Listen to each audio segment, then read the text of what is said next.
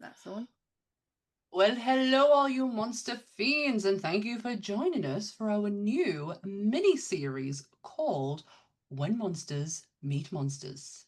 I am your mistress of ceremonies, Sam, and I am joined, as always, by Dan from Bleeding Marvelous. Say hello, Dan. All right. What? All right. Feels like a lifetime since you've actually said hello. I'm on my best behaviour. We have a guest. We have a guest.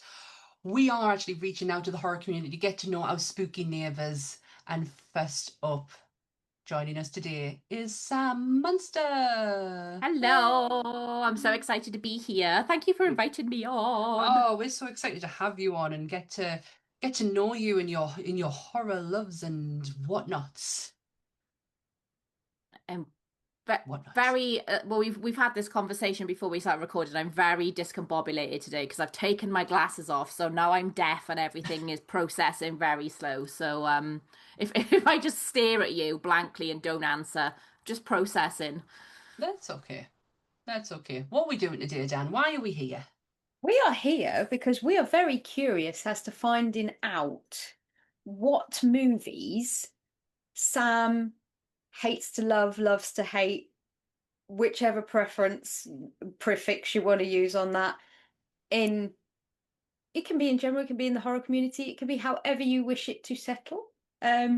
We're just here to find out what makes Sam Munster tick in the things that she loves to hate or hates to Oh, you don't want to delve into my brain, Jesus.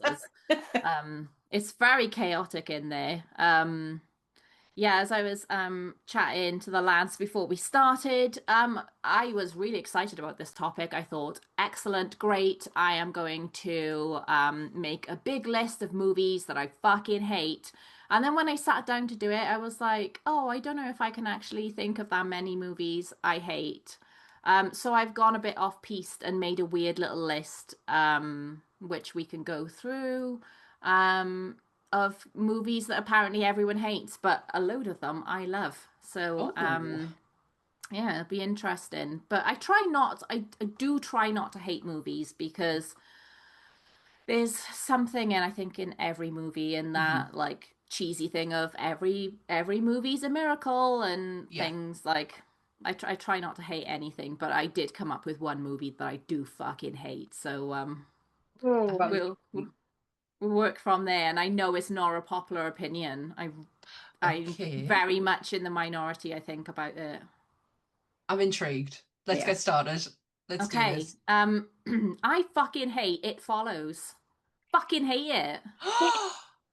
Yes. Oh, okay. Wait, is that the one with the Sexually STDs? transmitted Yes. haunting Oh, thing. oh, oh. Okay, okay. I'm with you. On paper, I should love it, and I've now watched it 4 times trying to make myself like it, but I just fucking hate it. The idea is cool. I like the idea of it. I love how it looks. Like the color palette is beautiful, the use of neon and stuff, gorgeous. The soundtrack, the synthy 80s stuff, lush, love it. I don't know what it is about it. I just fucking hate it. And I keep that so many people I know that have such similar movie opinions to me are like, no, it's great, watch it again. So I've watched it again. And then somebody else will be like, no, you're wrong, it's so good. And I'm like, okay. And I've listened to a bunch of podcasts and I try and like appreciate it. And I just can't. I hate it. And I don't know why. I get exactly what you mean. First time viewing, I couldn't understand the hype. I was like, why is this loved so much? And I watched it again recently with my husband, and I kind of liked it a little bit better than the first time, but it wouldn't be something that I would go back to again. I can appreciate Mm. everything that it is and the making behind it, and like you say, the cinematography is absolutely beautiful. But no, not for me. I kind of get you. On paper, it should work. I'm with you. Like all the pieces are there, but it just doesn't make that final. It's like one's missing or it just doesn't quite click together right. There's just something that I dislike this movie. I see it like everything you said, I completely agree with as well. The fact that the color palette is beautiful, the cinematography, the soundtrack, it all fits. Even the idea of this, like having to get rid of it, pass it on to the next person thing, it's all there. I don't know whether it's down to editing. I don't know whether it's down to um just pure the need of the like sometimes they go a bit too gritty with the film with the way that they're trying to make something look, and it falls into that weird character that weird place for me where it's not quite real, and you get pulled out of it rather than keeping into it Yeah. when they Mm. try and I don't know if it's they change the like the aspect ratios, or they change the type the way that they're filming it so the filter on it is like a little bit different, or I don't know, I tend to notice like things like that, so it goes from being very well shot to then being all grainy and gritty, and like it just I don't know, there was something quite jarring about it that kept pulling me out, and I was like, I just can't, I don't like anyone. I Yeah, don't I didn't like I didn't anyone. like I anyone. don't I have didn't like anyone either. any empathy for any of the characters, and I suppose if that's what they were going for, but I didn't think that was purpose. I thought you were supposed to have empathy for the ones that were being, like Mm-mm. you are with the protagonist, you were supposed to feel some which way about something. And I was empty by the end of it. I was just like, I don't really, yeah. I was indifferent, I think, about them all. I was just like, oh, well. So, no, you're not the only one. I completely agree. And yes, I correct. always feel like I am the only one because everyone seems to absolutely love it. And I'm just like, eh. Yeah. But No, and they're I'm with making a you. sequel, which I'm What? curious. Yeah, and people because I think a couple of months ago everyone was really fucking excited because they were making another one. And I can understand how that works. Like it's never gonna stop. How are they gonna Hmm. like continue it? And I've because I'd listened to a couple of podcasts and people's like theories of like how you could defeat it and what you could do, and like someone was saying about like going to space and like how it will keep following you and eventually it will get to space, but it's going to take fucking years and you might die then. So what happens to the curse? Does it go back to the last person? And I'm just like, this is far too complicated. Like, it's funny. It's funny to think about, but it's just Why in horror do we have to end up in space? Why? because that's where we always need to end up is space. I don't know if it's gonna end up in space in the new one, but That's quite I am foolish. I am curious. I will watch it. I will watch the new one because I want to see what they do with it because the whole idea of you just constantly being followed, no matter Mm. how you try and get away by somebody who's creepy and naked, which is disconcerting enough. Yeah. Um, it just yeah, it just doesn't work for me, and I do feel like my rage has got to a point with it that I do hate it. It's not just like I'm indifferent or I don't like it. I hate it because I think I get so mad that I should love it and I Yeah. don't, and I'm just like, what the fuck? Like I should love this movie. So I'm gonna hate it now because I don't love it. That's fair, though. That's more than fair. I Yeah. think too many people, too many people that love horror movies really want you to like the ones they like, and they judge you by this weird spectrum of you should like these ones because these are specific and these are the core ones and these are what made horror, but that is your opinion. That's not necessarily mine or the next person's. We might think that, I don't know, if you look at an Argento movie is up there in our top three, but for you it might be a Toby Hooper. It might be, do you know what I mean? Everybody is it's divisive. You're allowed to like what you like. And I really dislike the purists that come on and go, well, this was a masterpiece and it is just a bloke pushing a like a I don't know something around it's just absolutely abstract nonsense, and you're just sitting there going I don't get it, so it's not good. I Why mean, would I want to watch this? And that's what it felt like with It Follows. It just didn't have that for that. me. Yeah. Yeah. Yeah, I get that. I mean, I don't know if anyone should really trust my opinions given what we did for Slashoween and the pick that I made, because that was something. I picked Club Dread. I haven't seen that. No, Oh, no one has. No one has. it's it's not even it's a slasher based comedy by the guys who did Super Troopers, and what else did they do, Dan? What was the other Broken one? Lizard, isn't it? It's Broken Lizards, yeah, but they did Super Troopers and they did Club Dread, and honestly, when I picked it, I was like, oh, this is genius. Dan's gonna absolutely love that. Nope, she hated every second of it. But like I say, it's subjective. That's the whole point in horror. You're supposed to. I know, but I question if people are gonna think, does she know what she's talking about? If she's gonna make picks like that? Because discredited it was themselves. absolutely terrible. Oh God. What other things have you got on your list? I'm really Well, intrigued by this list, by the way.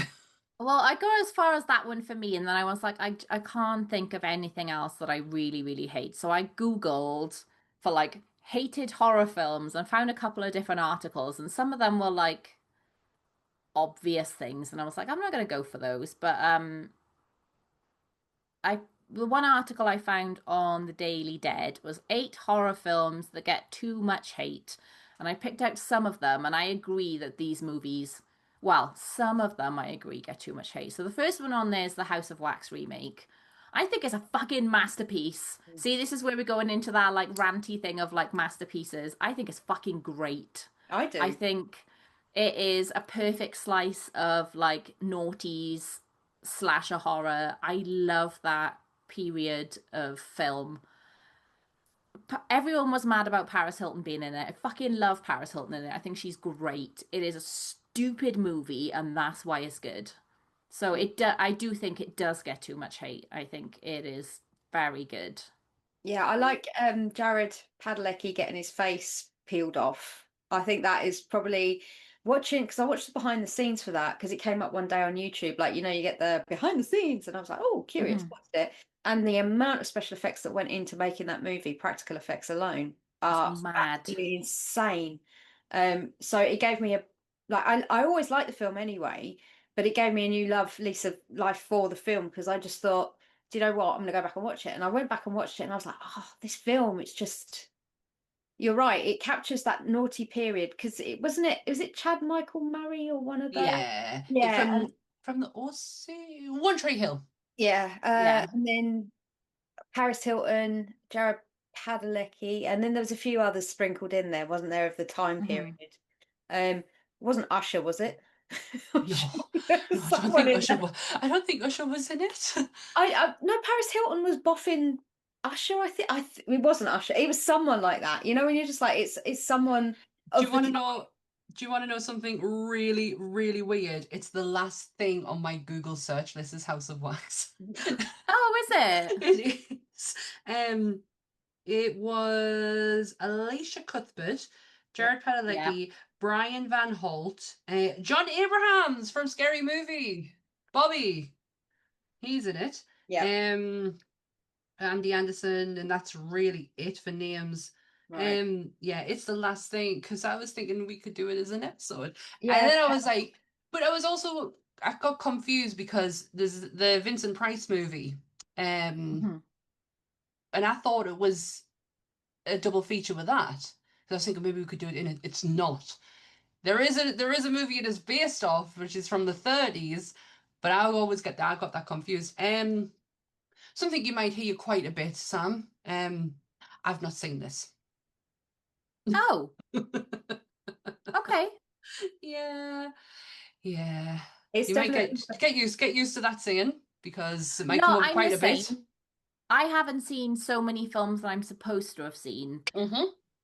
I'm a chronic rewatcher. I Mm-hmm. watch like my comfort movies over and over and over, and I'm trying so hard to like get out of that and watch things I haven't seen. But I'm real good at watching stupid fucking shit like House of Wax and not watching like classic horror movies that I'm supposed to watch, like saying about like the lists of like, oh, well, if you haven't seen these films and stuff, I haven't seen half the fucking like masterpiece horror stuff that you're supposed to see if you're a horror fan. I just watch stupid shit. Like I'm surprised I haven't seen Club Dread because I'll watch like Killer Sofa and Tire, no, not Tire, Rubber Yeah. and Slacks and those sorts of films. I'm like, yeah, I'll watch Killer Pinata. That looks like a good time. It wasn't a good time. I didn't enjoy it, but I'll watch that over watching like there's shitloads of classic horror movies that I've never seen, and I'm just like, I'll watch it someday Yeah, at some point if I can that's be asked. through this podcast, my list has grown substantially. But when we started, oh my God, I hadn't seen half the stuff that we've done. But again, I like what I like. I like my favorites, and I'll rewatch them over and over again, over and over again.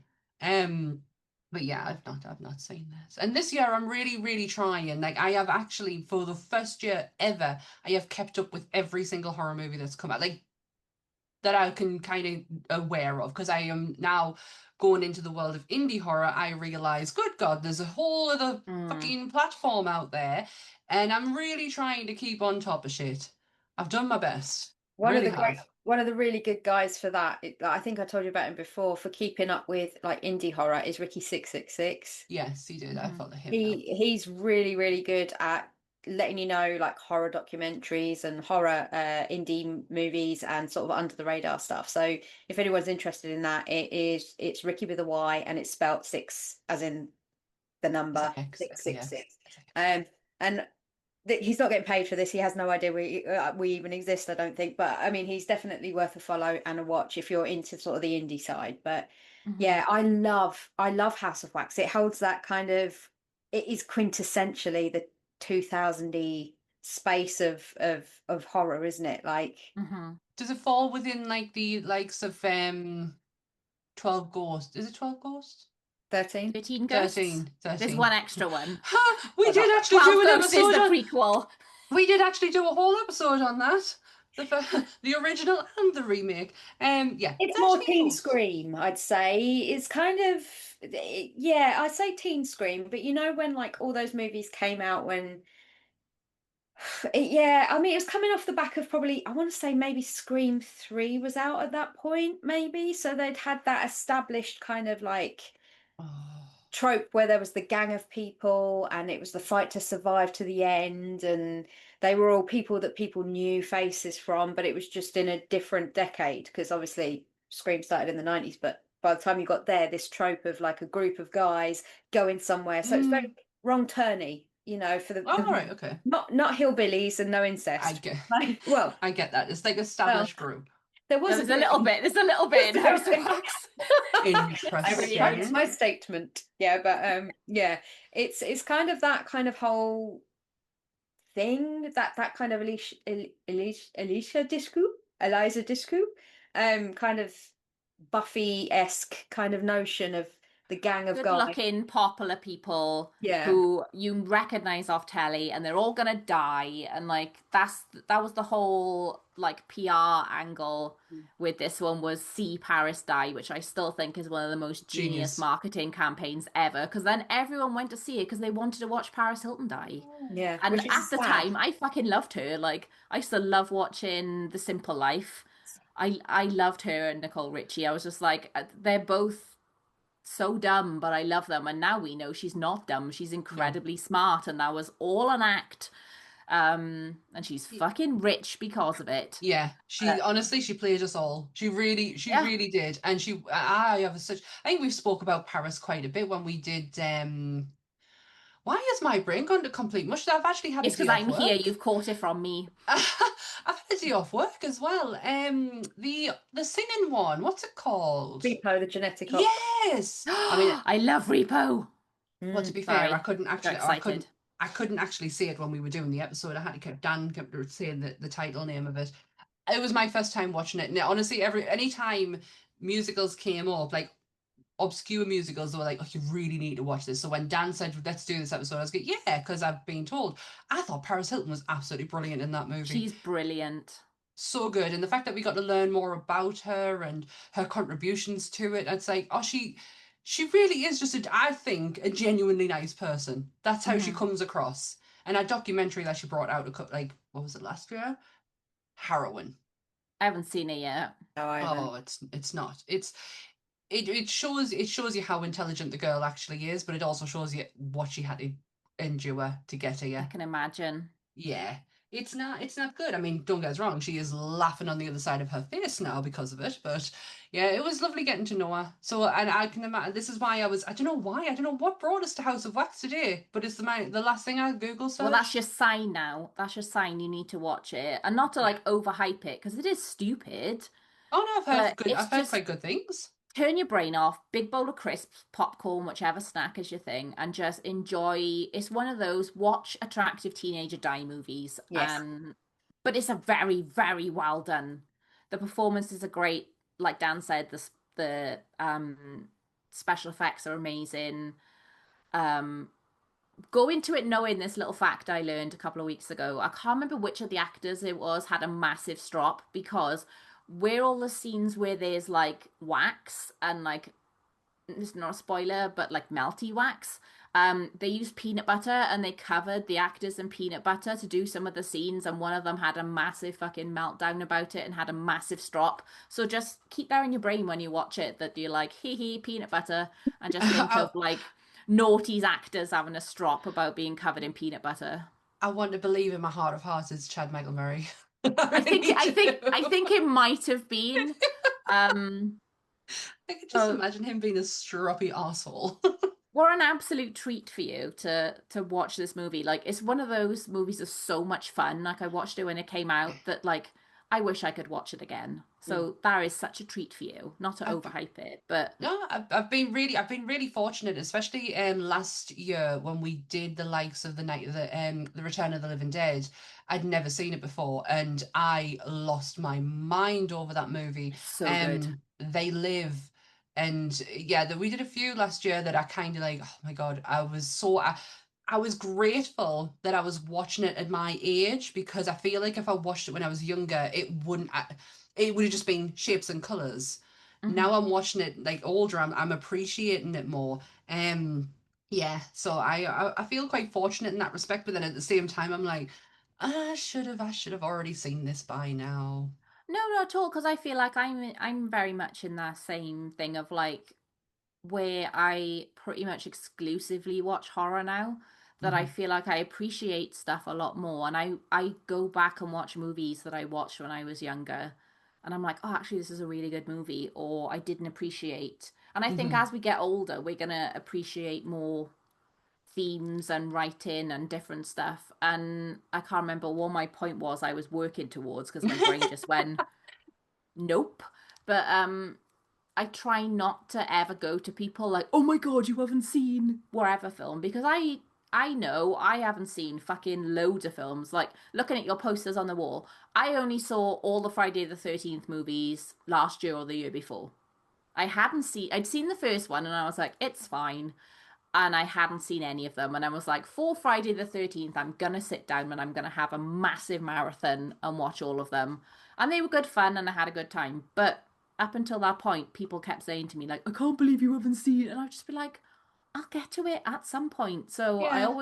I always try and be the person who's like, oh my God, you're gonna have such a good time when you watch this film, or oh, I'm so excited for you to watch it because we'll get around to films when we get around to them. And the last thing you need is some fucking asshole going to you, oh my God, I can't believe you haven't seen that. Call yourself a horror fan. And you're God. like, I Yeah. am a horror fan. I just watch Hellraiser every week, or I watch fucking Hatchet all the time. Like, I just need to do what I need to do. As a little Yeah, neurodivergent person, I have so much comfort from watching the same stuff over and over same. because I can turn my brain off and I can live in the world of whatever movie I'm watching, and I listen to the score and I listen to the dialogue and I just lose myself in it, and that is my little bubble I can escape to. And it's a weird fucking bubble to escape to, like a fucking slasher movie No, or it's not. wherever. But It's whatever your comfort is. Because mine, I'm exactly the same. I rewatch and rewatch and rewatch. And one of my comfort movies that I genuinely can fall asleep to and feel completely comforted that I am with these people is The Devil's Rejects. yeah, I used to do that. I used to fall asleep to Devil's Rejects a lot. Uh-huh. It was like I used to put the royal family on in the background to go to sleep to because it was just people talking and I felt comfort by it. And then all of a sudden with the music and orders for some reason and Captain Spaulding, I found comfort in them, and yeah, I can just genuinely just fall asleep to it. I can fall asleep to The Exorcist, to be fair. I've seen it that many times that I'm just like, yeah, I'm okay. I can do this. Yeah, for a while, the Texas Chainsaw Massacre DVD was my fall asleep. But I kept waking up with the chainsaws when the menu would loop, and it'd wake me up. So I had to stop that. And then for a while, it was Silence of the Lambs. Like falling asleep to that is just beautiful. The score, that Yeah. opening score is a Howard Shaw, I think, did it. Yeah, it is. But I don't even get to see Clarice finish any of her training when she's like running in the woods. I'm asleep. I'm so like as soon as that film starts. So Oh, yeah, comfort movies. I have a very weird relationship with that movie. It's one of my So favorites. bad. Oh Okay. no, it's one of my all-time favorites. I absolutely love it. I love the books. We did a great episode on Dr. Hannibal Lecter. I even have a beautiful picture up here, which you cannot see, of the three main cast members of Silence of the Lambs.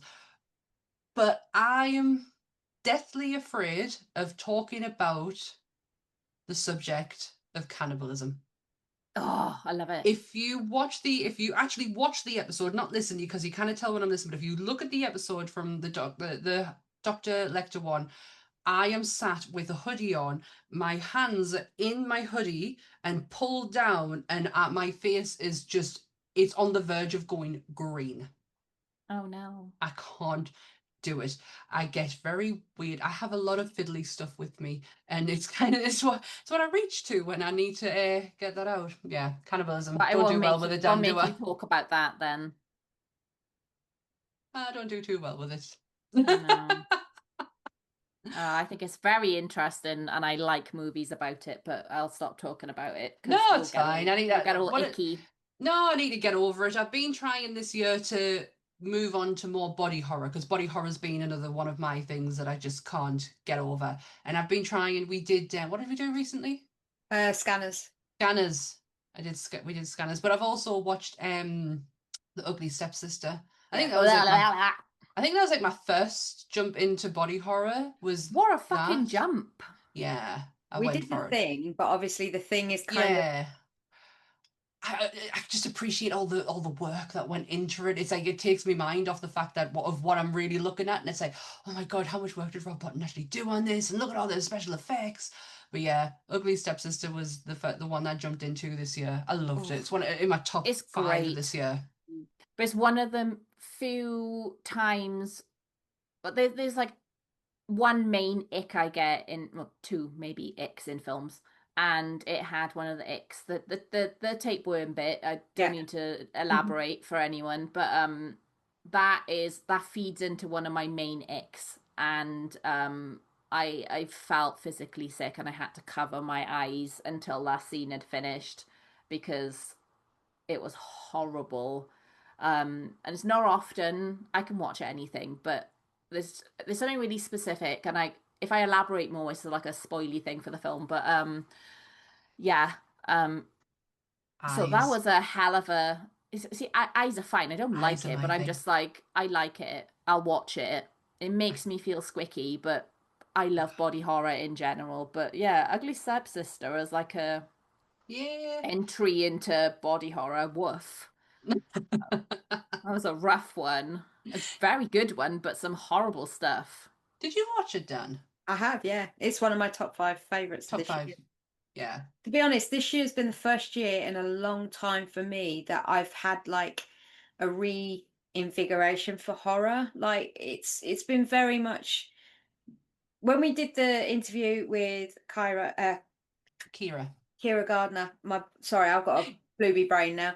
Um, and Jimmy Simpson when they were talking about their independent horror, the Slay that's coming out. We were talking about how the need for scores, the need. Sorry, I rebooted. The need for I scores. noticed. I could I could see it. see it. The You could little hear the wheel. Windows thing going on in the background. Hamster died. I've just replaced it.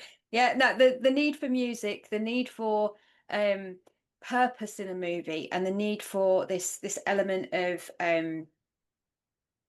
cohesion that's just not seen at the moment, which we're starting to see more in films this year than I have done in a long time. So you're looking at like Sinners. The concept of Sinners was something that was just new to a very tired genre of vampires, and that was really nice to see. The Monkey, stupid as hell, gory as hell, but was really kind of Funny. it was just refreshing to watch. The Ugly Yeah. Stepsister, whoa, did not see half of that coming, and it was really nice to see that. And like slowly but surely these little movies, because I know you saw Pig Hill and you weren't too into Pig Hill, but No. No. Well, I liked quite. the concept of it. It had potential to go somewhere, and Mhm. I accidentally coined a new horror term through that for them, which they're now using, called dirty horror, which was Ooh, accidental. I like that. Yeah, it just had that element of dirty to it, and you start getting into being privileged as we are, we all get to see screeners, and you worked at Fright Fest, so you got to see a few things whilst you were there, and Mhm. it's absolutely insane the amount of work people put into these movies. So like, I am so excited for horror at the moment. I'm so sick to death of the cut and paste Blumhouse way of horror. It's too formulaic. It's too, oh, this happens and this happens, and then oh, at the end, oh, did it happen? And it's like, it gets tiresome when they're doing 15 of that same film, and they come out back to back across the year, and people think that that's what horror is. And if that is where they want to sit in their horror bubble, lovely. I'm not knocking the fact that you like that kind of horror, but for me personally, there's such a big world out there, and I want to see things that make me feel uncomfortable. I want to see horror that either makes me feel some which way. It doesn't matter if it's sick, doesn't matter if it's laughing. Just feel something. And I felt very emotionally dead watching horror recently. And I don't know whether that comes with being desensitized or just because it's not giving me anything to feel. Okay. Does that make sense? No, it Mhm. does. I totally get what you mean. Something I said to you at the beginning of the year, it's the year of the franchise, because it just felt like all the franchises were coming out. But then when you look beyond that, there's so much that's been released that I possibly a couple of years ago wouldn't have even given a second look to. We'll even Bring Her Back's in my top five Oh as my God, that is in my Me top too. three. Oh It's my my God. favorite. It's my top, top, top. And I think it might be one of my like favorite movies, like not just of the year, just ever.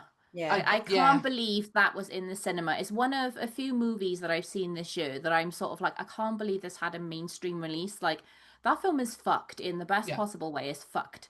And I can't imagine like normal people going, oh, let's just watch the new horror film and go and see that and then sitting through that film. Like, for people like us who are well versed in horror, like that whole like grief horror. I love a grief horror. Like I love them, and I love a bleak film that makes me want to die at the end because I'm so sad. Love them. Um, but I can't imagine like a normal, just like, oh yeah, let's see what's on. Oh yeah, new horror film, let's go see that. I can't imagine normal people going to see that. And like the monkey, like the level of gore and viscera and stuff in that film, fucking great. There's me clapping my little hands in the cinema. But like again, a normal cinema goer going to see that and like getting stuff like Oz Perkins in the cinema, um, he feels like, I don't feel like he's an art house director, but he feels like art house adjacent, I think, with some of his like sensibilities and stuff. And the fact that like his movies are going like into mainstream screenings and Yeah. stuff, like his new one coming up, what's it called? I can't Uh, remember. It's like one word. Yeah, I know exactly what you are, because keep you're saying talking, I'll I've find seen it. it in my head. Keeper. I did it. My brain Yeah, did it. Keeper. Like that looks really like artsy fartsy yeah, and wanky, and I say artsy fartsy and wanky with the utmost respect, yeah, Yeah. because that's where my heart lies. I love stuff like this, more like arty, and depictions of Yeah. grief and all these things. But yeah, I can't believe how mainstream a load of these movies have been. And like, I'm always excited about horror. I always am. But like you said, like some of the movies we've had as releases are just insane. Like Sinners, like as it, like I am not surprised that was in the cinema because it's such a Yeah. huge cinematic spectacle. But like that completely floored me. I just didn't expect that we would get something. I knew it was going to be good, Yeah. but I didn't think we'd get something of that caliber that is a horror movie. And I do wonder whether, like, come awards season, it will be like, oh, it's a drama, it's Oh, a well, that's what whatever. they And it's like, do. lads, it's a horror movie. Like, I, I, I think it probably will get a whole bunch of nominations in the Oscars and stuff because it missed it, I think, didn't it, for last I, Oscars? But I would like to think so, because I think Ryan Coogler is a God, he's such an imaginative person anyway. I know he's, for anyone who outside of Sinners, he is Black Panther. mm, mhm. And Black Panther was such a phenomenal at the time, and is such a needed film at the time. And he's so brilliant at storytelling. And Michael B. Jordan at his side just really, oh my God, that I was even convinced at one point there was two Michael B. Jordans. There couldn't have just been one. He was so good in that movie. The only one thing that let me down, tiny, and honestly, this is such a little nitpick. I just wish the Vampire Hunters had a little bit more drawn out on them. Just a little bit more. Mm. Because there was such a great use and then just not used at all. Yeah, I want them to That's have their own film. me and my husband were talking about this because it would be such a good TV show. A Mm. surge, and I'm not one to straight away go, oh, that could be a really good, because we can drag out TV and we can see how good TV is. But I just feel like they had such something, and it just wasn't used how I would have liked it anyway. But yes, Sinners was so good, and the Academy will find a way to change the name of the genre that it comes from in order to fit it in. Let's just look at Silence of the Lambs, thriller. Mm. They And won't what call it did a horror. like Substance got nominated, but under makeup and Hmm. It's usually makeup and soundtrack, or makeup and direction, and those yeah, kind of categories. They don't quite get the top Because billing, they you won't know. acknowledge the horror genre. no. It'll take a long time before they ever do. If Silence of the Lambs couldn't do it, To I don't be know what fair, could. I will say my top two of last year would have probably been The Substance and Oh, the Long substance. Legs. They were probably the best two to come out of last year that I can think of off the back top of my head. Was Substance last year, or was it the beginning of this year? It was last. Yeah, last year. Yeah, I did actually watch that. yeah, that's body horror. So you had seen that. Technically, I it's body horror. yeah. Oh, that's Oh, I definitely think it's body out and horror. out body horror, yeah. So Yeah, I was more surprised about I think when they throw a casting in of somebody that you've never seen in horror to that extent before, like Demi Moore was not somebody I would have sat there and gone, oh, no. I can see her playing a very good horror role. And she completely blew me away in that film. Yeah. Absolutely blew me away. So G.I. Long legs. Jane was something that never existed. So It's like my hatred of Ghost just went away. Long legs I enjoy to a degree. I enjoy the idea of it is I thought was brilliant. Execution was not the greatest. The what you are missing is so much context that if it's in there, it would have made the story a little bit better. But what really saves it for me is Nicolas Cage. Mm. I just cannot appreciate that man enough for the performance he put into that. It was just amazing, but there was so much story missing that it it felt lost a little bit. If we all knew what the orb meant, and there's a lot of backstory with certain characters that are not. If you go and read about it, it makes total sense, and you're like, oh yeah, that film's actually really good once you've read about it. That's how I found it anyway. Yeah, I didn't love it. I really wanted to love it. I was so hyped up by like all of the marketing and stuff and like the creepy phone calls you could like dial and listen to Long Oh, yes. Legs and like seeing like the pictures of Nicolas Cage and just being like, oh fuck. But yeah, when I watched it, I fell asleep a few times. I was tired, but it I was kind of bored. And the scene where you first see Nick Cage's face drop from Jess's mouth to his full face, I woke up at that point Oh and I nearly God. shit myself. I was like, ah, fuck. Seeing his giant face after falling asleep was a lot. yeah. So I bought it. I bought it on Blu-ray. I watched it again as soon as it came out, and I was like, right, I'm ready to love this film now. I fell asleep the first time. I'm ready to love it. I'd listened to a few podcasts, picked up some like story bits that like sort of filled in the gaps, and I still went, eh. It looks great. I Yeah. love Nick Cage in it. It looks beautiful. I don't love that girl. I can't remember her name. Sorry, girl whose name I've Um, forgotten. She's fine, but I wanted mm, more of her being like a cool badass Clarice type character, and I just didn't yes. feel like I had enough of that. I wanted to really root for her, and I didn't. I I was think just like, eh. it was my first experience other than Mean Girls of Osgood Perkins, because people forget that not Mean Girls, Legally Blonde, because he was in Legally Mm. Blonde, wasn't he? Yeah, And so it was my first foray of watching something he'd directed, and yeah. so I haven't seen anything before. yeah, No, so me neither. not any, I hadn't seen any of his shorts or anything like that, and I was like, oh well, I'm intrigued to see how this and I hate to use the term, but nepo baby. How you know He how is. he's how good of a director he is.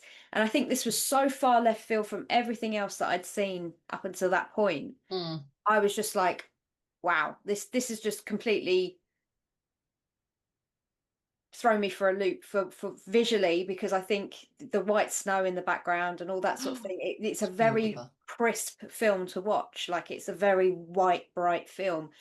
And usually horrors are content on being very dark and murky and, you know, things like that. So I think it was a contrast. And on top of that, Nicolas Cage came into his own. He's found his feet in the horror world, and Oh, I'm happy for him that he's not having to do every movie he's offered now to, you pays know, pay debts. all his debts. But yeah, he's making choices now. And especially, like, at one point he would never have had his face covered to the extent in prosthetics that he had. He would never have done that. And now he's finding, like, the fact that they managed to get him to play that part, and then you know, I don't know, I just think, like I said, I got so despondent with the copy and paste kind of horrors that were coming out, and I wasn't feeling anything. And this film came out and I was like, Jesus, this is bizarre. Palate cleanser, like pure palate But cleanser. it was so bizarre, and it wasn't it. I completely agree in the way that there was so much. It felt like there was So much chunks missing. missing. Like, you were just sort of being thrown into parts and not following the story in a linear, you know, fashion. And I know not all films are linear. Look at Pulp Fiction; it's all over the place. But at least, you know, you can keep up because you go, oh, that bit happened then, and you can follow it. But with this one, it felt like there were just massive bits of information that just weren't there. So I do agree with that. But Even yeah. honestly, when I watched it, and I just went, "What the shit have I just watched? Like, what the hell has just happened?" And I went and read everything. I went and read the plot, and I was like, "Okay, that is what I've just watched." And then I went and read some notes, and then I do what I always do. Fucking my best friend, IMDb, straight on there. And there was so much in there. I was like, well, why wasn't that mentioned? Why isn't that mentioned? And I think I did a little mini review for TikTok, and I explained, like, if this was brought in, if that was brought in, then maybe this would have made more sense. And honestly, if it did, it would have rounded the film lovely. But again, in some, it. I don't know if it is Nicolas Cage's performance that kind of like overpowers your viewing experience with it. That maybe that's all you're really focusing on, and the fact that the story is just secondary. I don't know. I don't know. But I literally finished in, what the shit have I just watched? What was that? Anyways, we've gone totally off the beaten track, and We have that's yeah. what happens when you talk to me. We go off on many, many tangents. Next on the list of Mm-hmm. horror films that get too much hate, according to Daily Dead, is Rob Zombie's Halloween. I fucking love Rob Zombie's Halloween. I love it. I'm Love it. And I get very upset when people hate it. I'm not mad at it. I've never been mad at the fact that he did it. I thought, why wouldn't he not? Like, why would he not kind of jump into a franchise and kind of put his own spin on it? But it's not my favorite. To be fair, the original Halloween's not my favorite either. Dan looks like I you have know, I don't know how Dan's opinions. taken this. Dan looks very upset about this. No, that's just my face. Um, no, honestly, I am. The original Halloween has its place, and it has its, you know, its place in the royalty of horror. It is where it is. It has who it has as the director, the original Scream Queen, Jamie Lee Curtis. You know, we look to certain movies, like I say, as being these poster childs Yeah. for horror. So Halloween in itself is one of those. So when they came along and they said, right, we're going to remake this, and Rob Zombie's going to do it, and being that um House of a Thousand and Devil's Rejects were two of my go-to movies for years, I was really excited for it. And I went into it, when I originally saw it, with the wrong mindset. I completely went into it with the wrong mindset. I was thinking to myself, oh, they're going to remake the original. I Mm-hmm. didn't know what they were going to do, but that's where I went with, you know, with my head when I went into it. And I was just like, what the hell is this? Why are we seeing him as a baby? What, I don't understand. Why are we seeing all this? And then I gave it a wide berth. The second one come out, so I watched that, and I thought, okay, all right, I'll give it a chance. And I went back and watched the first one and the second one, like, quickly in succession, and I realized I actually really did like the take on it. I loved the fact that Danny Trejo was in it. I loved the fact that he was so nice, and they didn't play up to the bad, the bad prison warden and the bad inmate. It was just purely the way it was done and the way, and I always screw up that kid's name, so I'm not even going to try. Is it Daisa? Daig Far That's it. Shark. I'm not sure how to Yeah. pronounce it properly, but yeah. Michelle from Hitchcock. That's always what I remember him as. But he did an absolutely outstanding job in that movie. And to play creepy at such a young age, any kid that can pull that off and understand what the part requires, and you're anywhere between 12 to 14, 15 years old, and you can understand the level of what you're being asked of, when you go back and watch it with the kind of like eyes of, okay, this is just a totally different viewpoint, then and get past the fact that Sheree Moon's in it, you kind of, she does all right in this film, though, I will say. I mean, I know she's an Nepo casting, obviously, with being Rob's wife, and that's how she gets in everything, and there's the ongoing jokes about Sheree being in everything, but it's part and parcel of Rob now. You will never see a movie without her in it. So we've all just got to get over it because that's just life. But yeah, I would say I really enjoyed it once I realized what it was. And I had to go back and watch it again to realize what it was I was watching. It wasn't a remake, it was a reboot. It was a viewpoint from a different side of the whole. Reimagining it to the. Can't say the Kind word. of. Yeah, I'd I say can't so. say the word. It's the same story, but it's kind of a prequel to how we get the Michael. They emphasize more in that weird gap that you see at the beginning, because they only give you about, I don't know, is it like 5 minutes at the beginning of the original Halloween where you see Michael as a small child, and then it flips to modern day, if you know what I mean. You Hmm. see his Yeah. sister, and then Oh yeah. You. so you get that middle, and that's where Rob sits in that middle section there. You get to see what happened from him being born, how he was raised, the step parents, the mum, the life, the kids, the screaming, the stepdad, the schooling, and then the snapping. And it all just takes a snowball from there. And then you get to fill in the gaps of him with Dr. Loomis inside, and the bonds that were built. And there is a lot more to it when you look at it from a point of view of you see the psychology of Michael in Rob's, which is something that you don't see. You just see William Shatner walking around scaring everybody in the first one. And I know that's me breaking it down and making it more simplified, but that's genuinely the first one. You don't know anything about him, which is fine because that was the whole purpose of the shape. They didn't want to give you too much information. They wanted it to be anybody. It could be anybody. And the whole, we call him the bogeyman, but they call him the boogeyman, situation with Michael. But I like the fact that Rob humanized him more. So Yeah. it's always been a film that, like I say, I had to go back to reaffirm what to go through it and rewatch it again to make sure I was seeing it from a different viewpoint. And I do recommend people do that. Go back and watch movies when they feel that way about a film. I think Right. with it, oh, sorry, go on. No, no. I was actually going to ask you why you love it so much. Well, I I loved House of Thousand Corpses Hmm. and Devil's Rejects, and I think in his like directing timeline, Halloween was next. So because I loved both of those movies so much, I knew going in, I was like, I'm gonna fucking love this.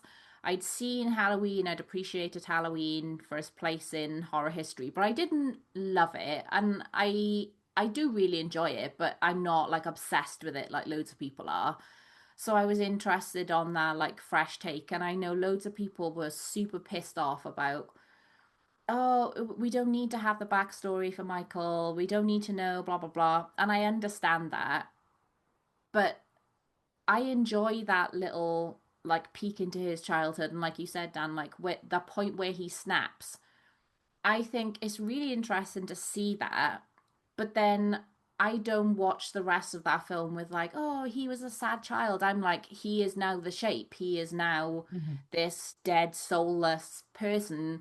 And I don't think the backstory deviates from that core of the movie. I just think it's interesting and it flashes out that story a little bit more.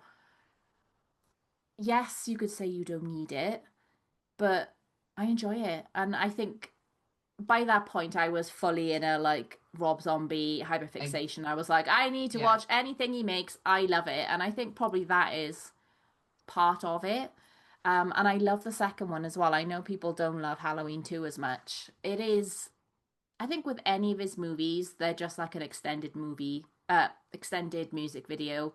Like he's very Yeah. concerned with visuals, he's very concerned with vibes, and I like that in a movie. Like I don't always need a cohesive plot. I can just go, cool, this looks Yeah. fucking sick. I'm enjoying this. Um, he clearly puts loads of work into his soundtracks, Oh and yeah. you can tell how much he loves Halloween. I don't watch that movie and go, oh, this is a guy who's gone, hey, I'm gonna try and make a load of money from doing a remake. Is someone who's gone, I fucking love Halloween and I want to do my version of it. And like knowing John Carpenter gave him his blessing and was like, yeah, fuck yeah, crack on. And I think John Carpenter really likes his version as well.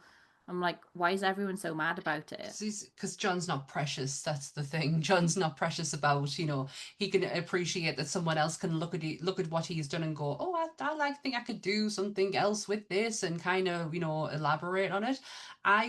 My Rob Zombie phase was when Lords of Salem came out. I love Lords of I Salem. mean, don't get me wrong, I loved Devil's Rejects and House of a Thousand Corpses. They kind of like, yeah, but it was Lords of Salem. I love that film so much. I didn't And like it at first, but I really, oh, really like it now. oh, I absolutely love it. And the fact it's got Patricia Quinn in it. Oh, just love that. But I honestly, when it comes to Sherry Moon, the only thing I have ever thought she was not cast in correctly was Lily Munster. I loved her as Lily Oh Munster. my God, no. Sorry. No, no. No, She looked sorry, needed. It's beautiful. fine. But She I looked thought she was great. I thought everyone like lent into the camp of it and it knew what it was doing. The whole film I felt was like a big wink to the audience of like, yeah. you love the Munsters, we love the We'd have Munsters. lenses too. And it was just like a big like She caricature of everything. And I thought she was very good as that like campy version of Yvonne De Carlo. Like it wasn't, it I felt like don't a homage, but like very tongue in cheek of like, I know I'm not going to be as good as her, so let's give you like mm, this funny version. I don't know whether I'm like being too nice because I love Rob no, Zombie, no, but no, maybe, no, maybe you are right. It's just what infuriated me more was the hands. She looked absolutely stunning. The costume in that movie is just unreal. It is absolutely breathtaking. But it was the hand movement. It was the this every 2 minutes, and I was like, oh, Sherry, mm, just do something more with your hands, please. she's But clearly studied Yvonne De Carlo's movements and just trying to replicate them. mm, but constantly, Mm. yeah. But yeah, that was my only thing. I think Sherry's done. I actually really like. I've got no issue with that. Let him cast her in everything. I don't care. The only thing I haven't liked doing is Three from Hell, which I don't like in general anyway. I got very upset by that film. But she's too fucking crazy in that film and I'm like, dial it back, Sherry Moon Zombie. You're a bit too fucking mental here. It doesn't work. Like the she baby I love wasn't my baby no. anymore. She'd I evolved didn't into like her. she evolved into something completely different by that point, and it's almost like she forgot how to play her. And it was Mm. like, oh, she's crazy. Oh, I'll just do crazy. That's okay. That I was so excited for that movie. So excited. Yeah, I cried And when I watched it because I was so upset. I watched it. I got married in 2019, and my husband the day after our wedding got rushed to hospital, and we literally came back a couple of days later, and it was the first thing I did when I came home, and I watched that, and I was like, oh God, if things can't get any worse, this is not great. Oh yeah. Yeah. What else is on your list? Well, Rob Zombie's Halloween leads quite nicely into Halloween Ends, which I do think deserves as much hate as it gets. I think it's fucking shit. Yeah. But what I do like about Halloween Kills and Halloween Ends is that everyone went, "Oh, Rob Zombie's Halloween isn't that bad actually," and I'm like, "Yes, Evil be dies nice about." tonight. Oh, fuck's sake, fuck's sake. Honestly, I went to see that one in the cinema and I was like, "What is this film?" You were Evil rooting Dead. round in Jamie Lee Curtis's guts, and we don't need to see that. She's a precious angel baby, and you must leave her alone. There's fucking woman with an iron. Everyone's shouting, and I was like, this is the biggest pile of guff ever. And then I refused to watch Halloween Ends for such a long time. And then I watched it on like Prime or something one day, and I was like, right, okay, I feel like I could watch something that's utterly shit because I'm just like floating around like a slug. I'll watch it now. And I was just like, what the fuck is this? And then to have beautiful Laurie doing a Sex in the City writing at the end, and at the end of the day, blah blah blah blah, writing her fucking blog, and I was like, what is this? Why is she Carrie Bradshaw in at the end of the film? What are we doing? Oh my god, and you couldn't have picked And like the I was worst character. insulted. I was insulted. It was the fact to give Michael a friend. Why are Yeah, you giving what was that about? why are you giving Michael a friend? You didn't need no friends. You don't need no friends. Judy Greer though saves the second movie, and I love that woman so much. She's the only decent thing in it. But yeah, Evil Dead tonight. The one thing I did like about the second movie was that they were like lots of little Easter eggs in there for us, and I was like, Halloween Three Masks, and like, fucking Kyle Yeah. Richards, and like little Oh things God, like Carl that. Richards. Yeah, great, love that. Kyle Richards was brilliant. She deserves her own film. She should have been the star of the third film, and everyone would have gone to see it because we all love They would Kyle have. Richards. Yeah. But yeah, I do appreciate that everyone then went back and reappreciated Rob Zombie's Halloween, and I was like, see Yeah. you bastards, you all fucking hated it. You all were so angry about it, and now And you're look all what you like, actually, it's got. pretty good. Yeah. Look what I you got think when it's like a proper one. Mm. when I found out Danny McBride had written and co-produced and co-written the when I found out he was involved, I was a bit taken aback because I was like, Mm. okay, this can go one of two ways. He's been a secret fanboy of this kind of genre, this movie for so long that he's going to really do a fantastic job with it and just completely throw us all for a loop, Mm. or he's going to really do something with this that it's going to not ruin it because it's just movies. You don't have to watch them. So it's not going to ruin the ones that came before. But it was just so ridiculous. Like I saw the very first one. I was in Florida and it was the first night that we got into Florida. We went to the cinema, we watched it. Dave snoring his tits off next to me, and me and Rob are sitting there. And Rob, it's a bad habit. Our friend Dave, every time we go to the cinema, falls asleep. Doesn't matter what the film is, he'll fall asleep. And we were in these lazy boys as well in the cinema, and there were six of us were sitting there watching it. And I just remember thinking, okay, this isn't as bad as I thought it was going to Mm. be. It was all right. So it gave me Yeah. hope going into the second one. And I thought, you know what? I think the second one came out mid-COVID. So was there, or was it the third one? I know one of them came out Third during, one, I think. right. So the second one came out, and I thought to myself, well, I'll get around to watching it. I'm not desperate. It's not on the list. I'm not overly excited for it. And then everybody kept going on about the fireman scene. So I was like, all right, okay. There's that whole fighting thing. I think it was either at the end of the first one or I think it was in the second one where he starts like shish kebabbing Vlad the Impaler in all the firemen and there's that bit. So I was like, okay. So I thought, okay, and then the hospital thing, and then it would just all blurred into one after a little while. That, and then that second one, there was just lots of hospital gowns, and then we're supposed to believe that they were the kids from when Laurie was in the first one, and it started to get a bit too muddy, and then Mm. there was just this desperation to kill someone and hold someone accountable, so much so that they killed the wrong person or they drove the wrong person to drive out the window. And I was like, okay, all this is well and good, but this is called Halloween, and why are we in a hospital? She's hardly in it because she's, like you say, she's having her guts rooted around in it. There's not really much going on. There is a nurse being killed and a policeman being killed like normal, like in all the other ones. So I see the Easter eggy kind of Yeah, similarities. Halloween too. Yeah. But then it's like it veers completely away from it at the same time because it just Yeah. into that mob mentality where they fixate too much on the mob. Then when you come to the third one, Michael doesn't really talk. How's he going to mentor a new Why would people? he? He wouldn't have anybody close to him. Why is he living in a drain? You know, let's be honest, he's living in a sewer drain.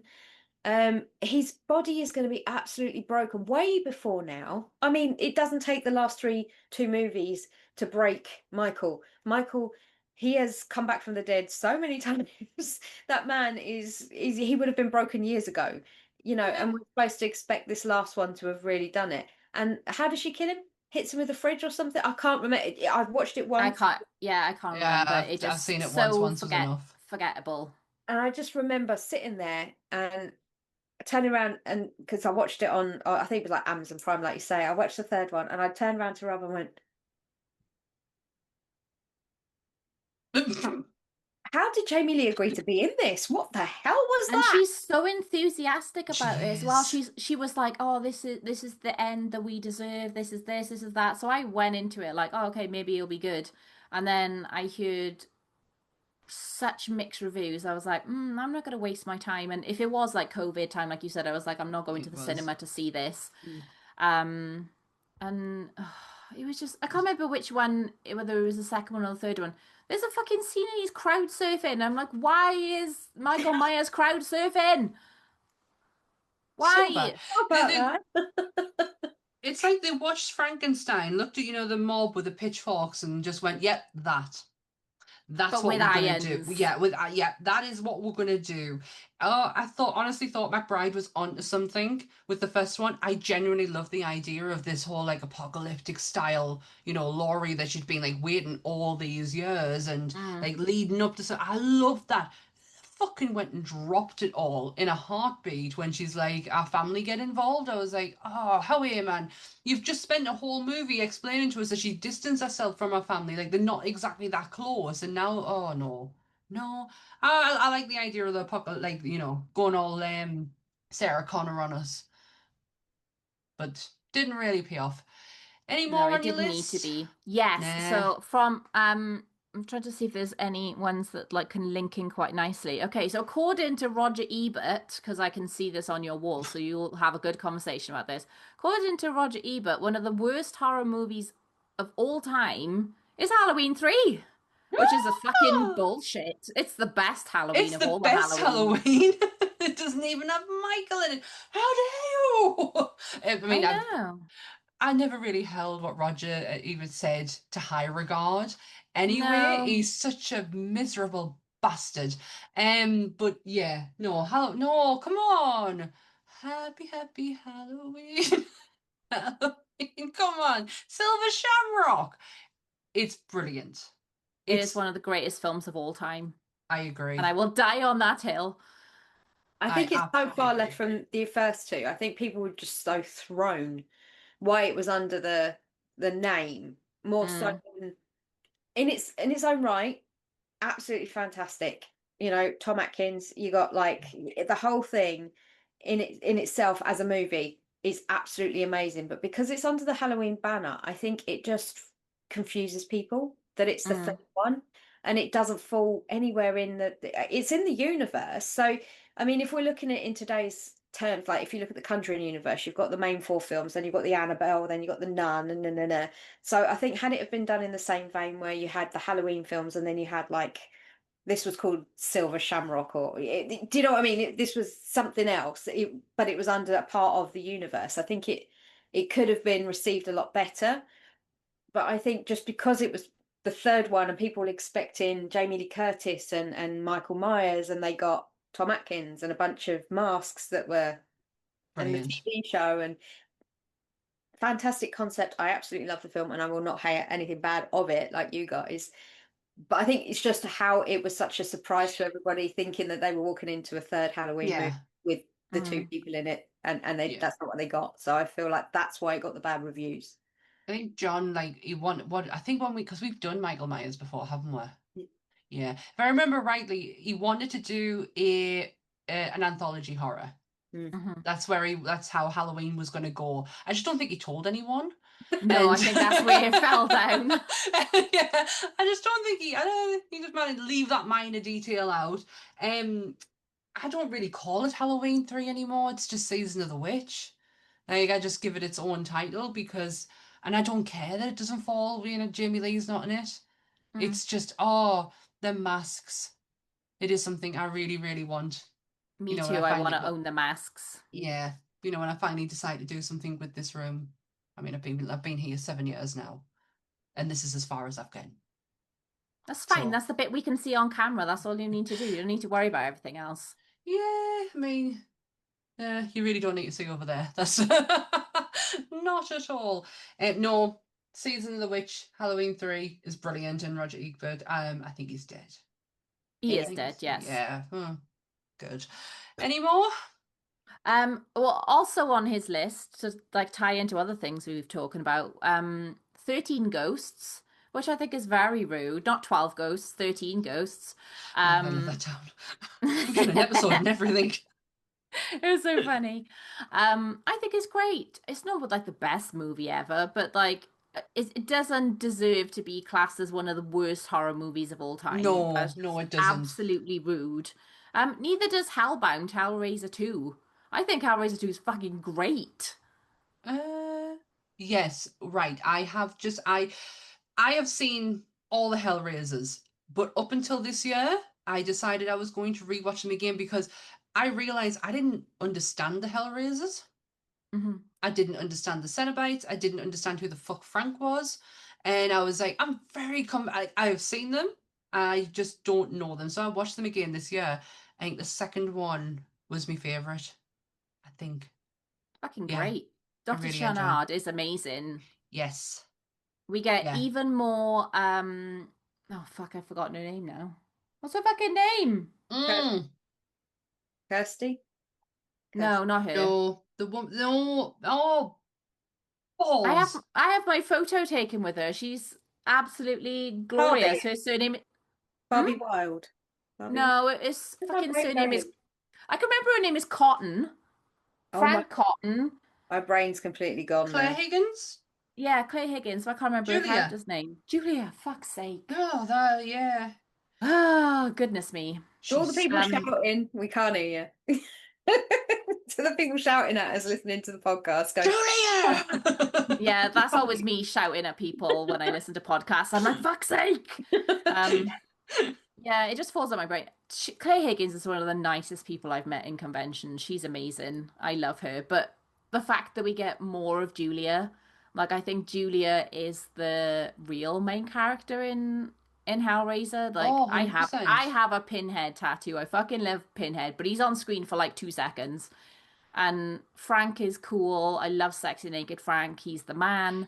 His But like voice. Julia is the main like thing. So having more Julia in the second one, I think is fucking great. And I genuinely don't understand how you could say it's like a bad movie, yet alone one of the worst horror movies of all time. That's just wild to me. I just didn't understand it all. I watched it at such a young age and was like, yeah, I know who Frank is. Yeah, I know who Pinhead are. Cenobites. Yeah, actually used to collect the Hellbound figures. The McFarlane ones. Actually used to collect them. Ooh. Still, oh, I lost them. I lost them in a bitter breakup. Oh no. But I just didn't. It wasn't until this year I realized I don't know it. And if we ever did, Hellraiser or Cenobites, I was like, shit, like I'm totally at a disadvantage here, and there's a lot to catch up on. So I was Mm. like, I think I'm getting Shudder back for the 15th millionth time, and I was like, I'm gonna watch these. I'm gonna get invested in these, and I really found an infinitive love for the leather. Kind of appreciated it more. Don't know what that says about me. You want to look like a Cenobite. I wouldn't mind. I'd I love mean, to look like a Cenobite. They look so cool. their cheekbones are amazing on some of them. I But think Clive's imagination is just amazing, regardless of whether it's 1, 2, 12, 42, Hmm. whatever one that they make, because these come out of Clive's brain. The Cenobites are like yeah. these products of his imagination, of his like storytelling. They are everything and nothing, and the worst and the very worst of humanity and the very best of humanity.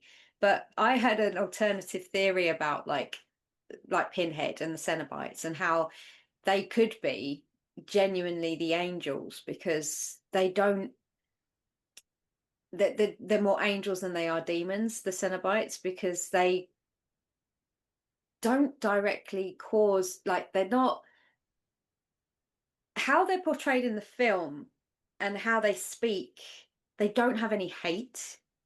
It's No. just they want to No. bring joy, their version of joy.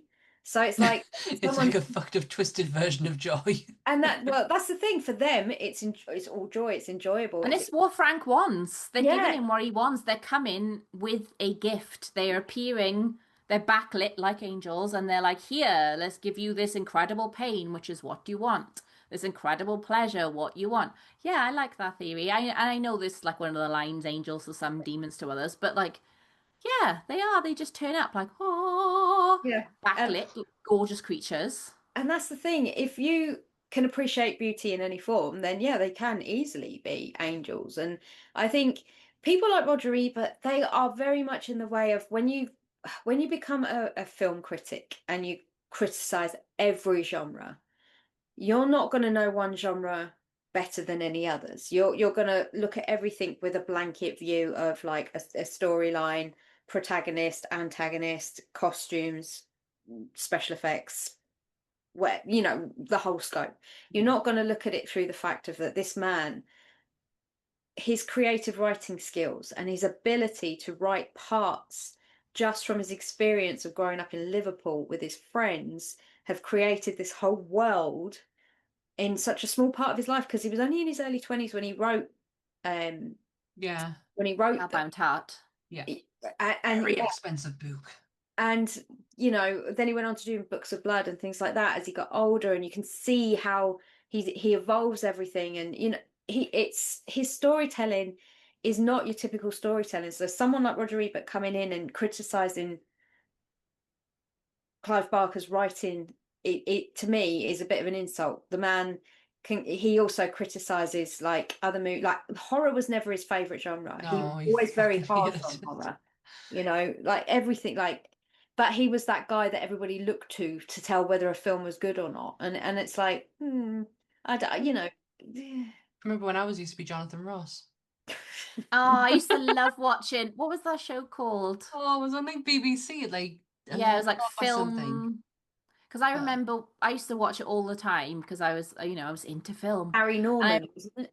yes, he Barry Norman was his Barry. predecessor, wasn't he? And Yeah. then it Yes, and was then Jonathan took over.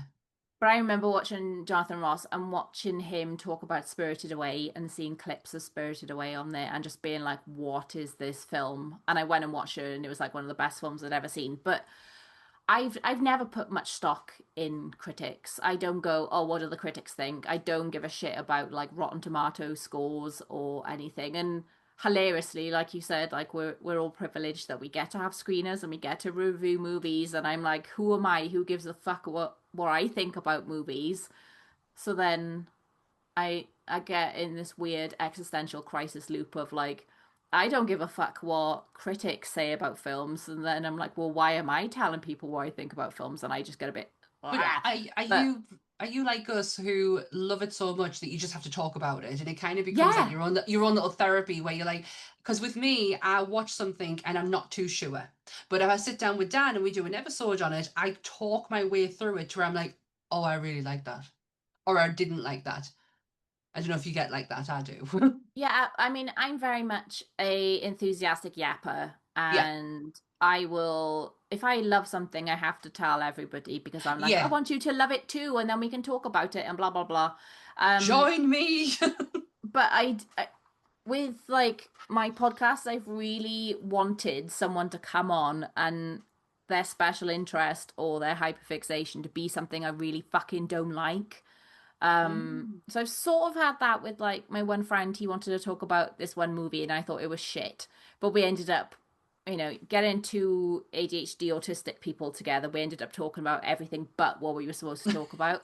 But I do want I I enjoy talking about things that I don't like with people. And like you said, sometimes you're just like, oh, I'm not sure if I like this. And then you Hmm. talk through it and you're like, oh, okay, I appreciate it. I want people to tell me why things I really don't like are good because I find that really interesting.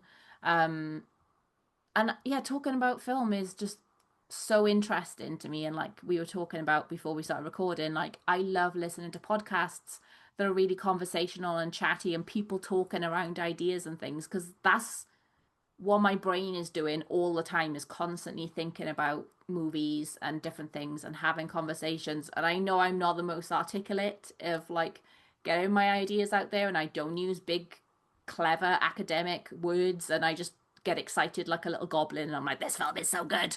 But that's what I enjoy. And yeah, I like the thought of like me being a film critic is hilarious with I'm just like, oh, I'm so good at it. Just like a little fucking goblin.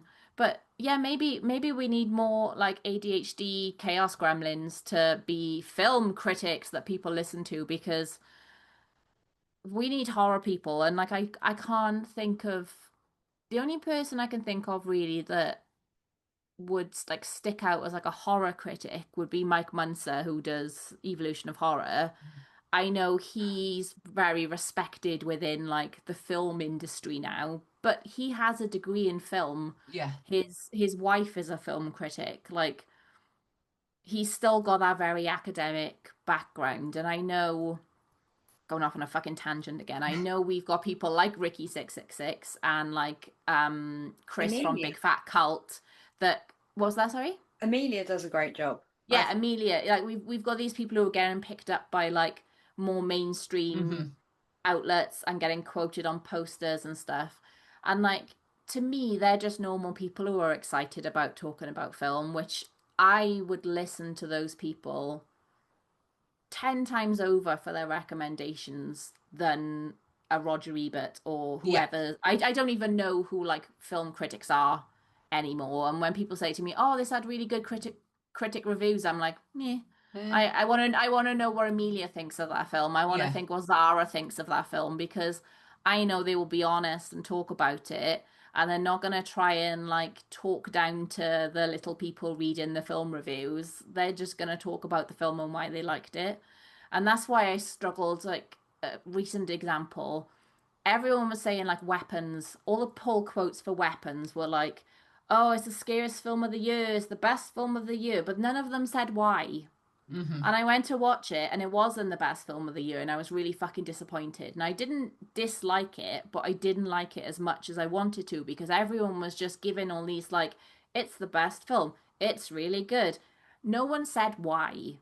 And I was really disappointed. And it took a second watch for me to go, yeah, that film's fucking great. I love it. Because I could go into it without this like expectation. And I guess I'm going off on a weird thing now about like reviewing films and stuff. I want to know why it's the best film of the year. I want to know why it's brilliant. I loved it because the costumes were fucking beautiful and I lost myself in that world. The score took me away to a little place. Um, I want to know why it's good. And I find like that kind of enthusiastic way of reviewing much more useful to me. I don't even know what my point Feels is now, no, lads. I'm it just feels going off on one. it's not. It feels it feels more authentic. That you then just I don't know. I do get what you mean. I just can't see it And properly. yeah, a lot of it for me is with Weapons. It was one story, because it's very hard when you want to review something. How far do you go with the spoilers? How far do you push it when it's a relatively new film? So you don't know how much to sort of explain without upsetting people or pissing people off. So there's that fine line for me. Yeah. With Weapons, for me, I felt like in places it was too drawn out. We didn't need it to be broken down in so many pieces. I think it could have been shrunk down to maybe two stories, three max. It felt like there was too many going on. We didn't need all that. However, it did feel like it fit in with like Osgood Perkins' world. It felt like it fit in with a lot of the other characters that are floating around in movies at the moment. Like Gladys sort of sat that Yeah. world really Oh my well. God, her and Have you Longlegs seen could the be memes of like friends. Gladys and Longlegs being friends? And that's all I Yes. can fucking think about is like how fun they would be to They hang out just with together. But ultimately, this needs to movie, happen. Weapons, is a fairy tale movie. Hmm. But Essentially, yeah. it's set in a modern day, and and I think that is without it doesn't spoil it, because I'm sure it's been spoiled now by for people by now that haven't seen it anyway. But it is a movie that boils down to the bare bones of it. It's purely a fairy tale movie that they've taken the bare bones of a fairy tale, and then they've made a modern day story around that fairy tale, and how can Yeah. we make this work within today's kind of shiny bright lights and internet and things like that, instead of being someone in a little wooden cabin in the middle of the woods, and Mhm. it worked. And like you say, it was like I say, it was tough in places for me, because I was just like, oh, I don't, why is this happening? Why am I seeing this side of the story? Who's this Mm. person? Yes, it all links and yes, it all connects, but I just didn't feel like we needed it to be 5 stories. It could have just been two or Yeah. three for me. But yeah, I do get what you mean when you say about how you want to know why. But then I'm one who hates having things spoiled for me, because I will not watch I will not watch a trailer for a movie I really want to see. I will avoid it to all possibilities. I'll stick my fingers in my ears if it comes on and I'm in the cinema, and I put my head down, because I'm like, no, I want That's me. watch it. And that was the one thing we did say to Kira and Jimmy when we were speaking to them. They were asking us our opinion on getting a trailer put together for their movie. And I was like, please don't show all the kills. Do not do that. Don't show us the bare bones. Don't make it a 2.5, 3 minute clip of your all the best bits of the movie, like everybody does at the moment. You're Mm. seeing 5 minute trailers. I don't want a 5 minute trailer. I want to go and see a film because it looks interesting. It's not, I don't want the trailers to give me everything, Yeah. I want it to give me a taste of what it could be. Yeah, possibly put in a few cryptic clues and maybe a kill, but you don't need to do every single thing. You don't need to show me the entire film to to convince me to go, because I've just watched it for 5 minutes, and I can sit there and go, oh, well, that was that. Yeah. So, yeah, I'm not really What sure what the point of that was What either. what they need to do is they need to go back to the way things were back in the 90s, when they used to put parts of the movie in that weren't actually in the fucking movie. Death Becomes Her. Watch the trailer for that. Not one bit of it is the film that you see. It's all of the deleted scenes. Tracy Ullman was meant to be in that movie. She's in the fucking trailer. Not in the film at all. All I can Um think Tracy Ullman is when she's in, is it Men in Tights? Shit house. I just, all I ever hear, like, it's the only thing in my brain, like the Sheriff of Rottingham and that whole thing. Oh, it's just, yeah. Yeah, Oh, bad. Tracy Ullman was meant to be in that movie. She had a whole part, whole bit, like it was all fitted. Yeah, completely scrapped, cut out, gone, but it's still in the trailer. That's what they need to do. They need to put all the deleted scenes and make that your trailer, and then there's just none of it in the movie. Surprise! It's not a film Surprise, about motherfuckers! it. But that's what trailers should be. They give you a taster of what to expect, not show you Mm, what to expect. So as a rule, I do not watch any trailers because they spoil everything. And like when I say like I want to know why something's good, I don't want spoilers. I don't, but I want a bit more from things. And I know when it's like a pull quote on a poster, it's gonna be something to sell the movie, but I want to yeah, know it is a beautiful gothic horror masterpiece. That's all I need to know. Cool, I know where I'm going into, rather than this is the best film in the world. Yeah. What is that? I think this is the best film in the world because I really enjoyed everyone's performance in it, and I want to know why someone enjoyed it, not just it's the best film. And I think it's a huge conversation to get into, so we'll go yeah, too into it. But like with the social media stuff, it is about trying, for most people, it's about trying to get that viral video, that like gets you. sensational thing of like, yeah, oh, this is the best movie I've seen all year. This is the most disturbing, and like everyone does it, and I don't have a problem being it. One of my fucking most hated things, going back to hatred, is when people do this. And there's a quote above their head, and everyone does it, so I don't care. There's a quote above their head, and it's like the most disturbing movie you've ever seen, and they just sit there and point at it like, I fucking hate those, and you'll never see me do one of those I videos hope not, because it because I hate infuriates them. me. It's when people do this.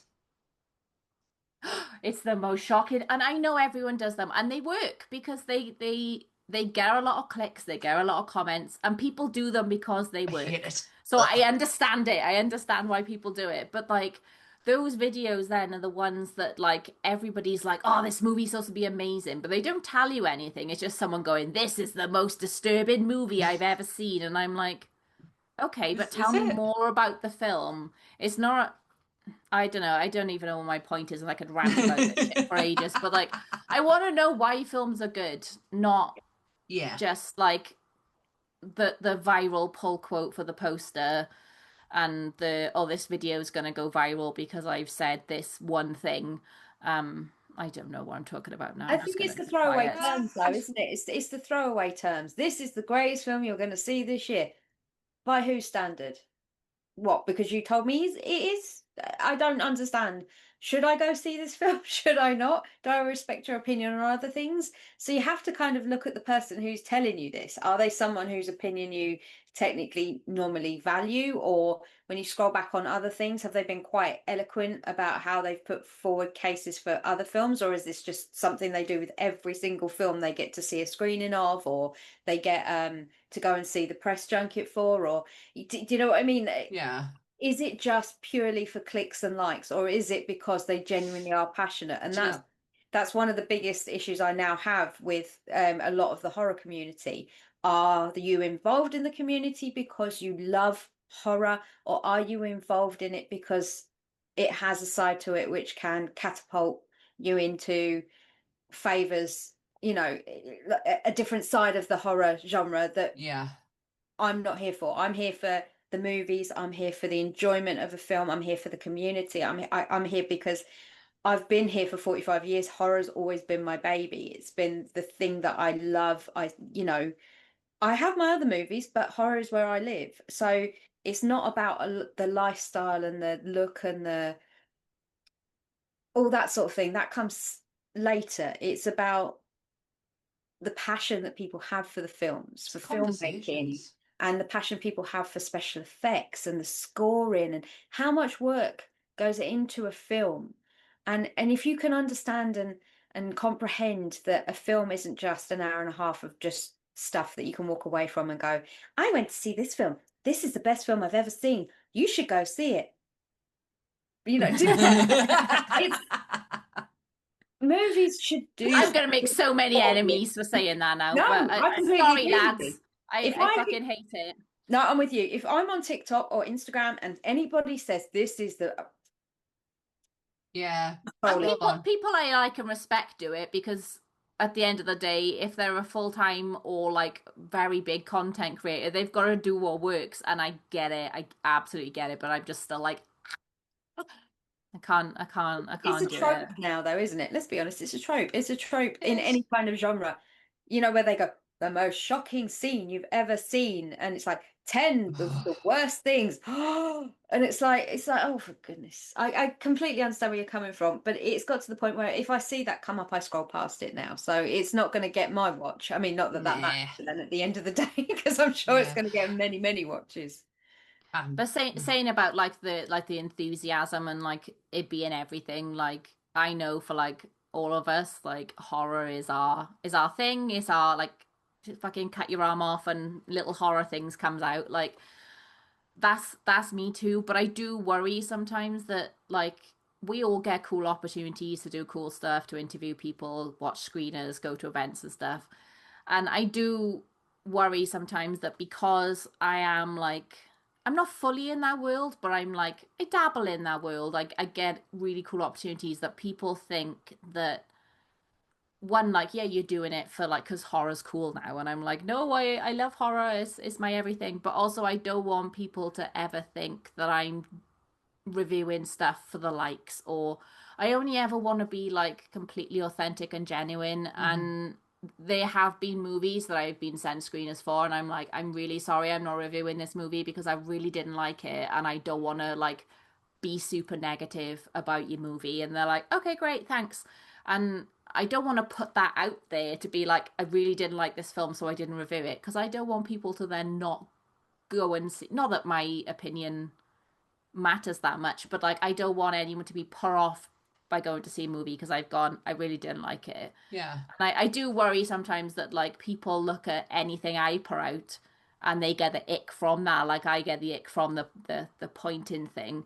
Like and it's a weird space to be in when you're constantly like feeling existential crisis about your life and how people perceive you and not Yeah. wanting to be perceived, but then also having an online presence where you talk to a microphone to do a podcast, or you do interviews with people, or you do all this stuff, and so I'm simultaneously like, please like all these things that I like, please appreciate them, but also do not perceive me. Don't Yeah. look at It's a them. very, yeah, Yeah. I want to talk to you about this film, but don't look at me. Honestly, I think if people scroll back on you, Oh, they'll you they'll come see across where so you sit. authentic. So I'm not Thank worried about you. how you're perceived, because No. you when it's been what, 2-3 years I've known you now, maybe Pro Probably longer probably now longer with all now. the cons and stuff. Yeah, and it's been one of those things where you've never been any different. Every time I've met you, you've been exactly the same.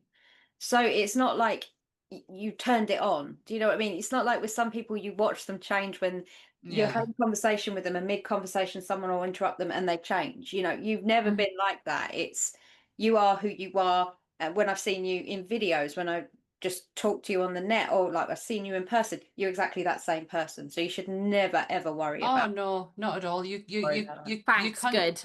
Oh no, your content is so authentic. It's so wholesome. It's so honest. You can definitely tell that you're putting a lot of into it. I love your page. Absolutely love Thank it. It's saved on you. my thingy, and I'm This like, wasn't me fishing for compliments, by the way.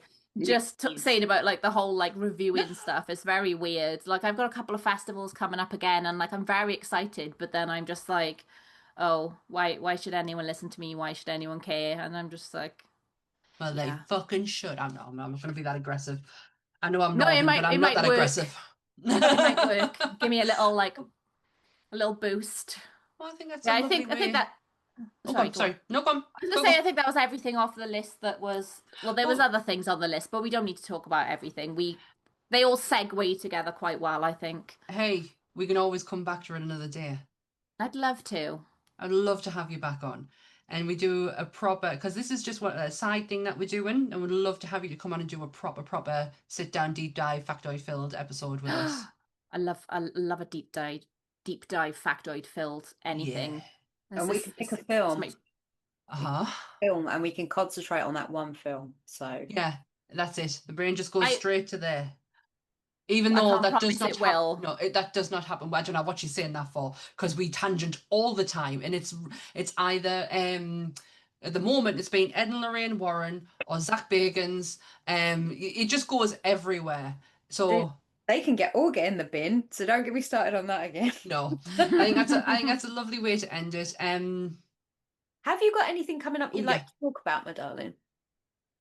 Um Yes, I'm covering Grimfest in October, I think it is. I unfortunately can't go because it's very expensive to stay in Manchester for like 10 days, I think the festival's on for. And I'm Fucking very hell. poor, so yeah, it 10 runs for quite a years. long it might be 7 days, but I think it's quite spread out. It's not very concentrated. I think it's like a couple of nights. So I'm doing a terrible job at promoting Grimfest there. But yes, I will be covering Grimfest. I am going to see Ghost Stories again in a couple of weeks. I'm going to Oh, their gala event for Ghost Stories, which if you follow me, you'll know I'm fucking obsessed with Ghost Stories. So I'm very excited about that. So look out for some absolutely feral content of me being really fucking excited to see it for the seventh time. I need to get a grip. Um, yeah, and lots of podcasty stuff at some point. I've had a bit of a melt. I've put a halt on like recording and stuff at the moment to just chill. But I've got some coverage of Fright Fest coming up on the pod, um, Rilla Thriller coming up, and then some just like nice chats with fellow neurodivergent gremlins getting excited about things. So there's always something. It's always fucking nonsense, but always something. brilliant. Where can everyone find you? At Horror Halloween and Home on Instagram and TikTok. The podcast is Horror Hyperfixations, so at Horror Hyperfixations on Instagram.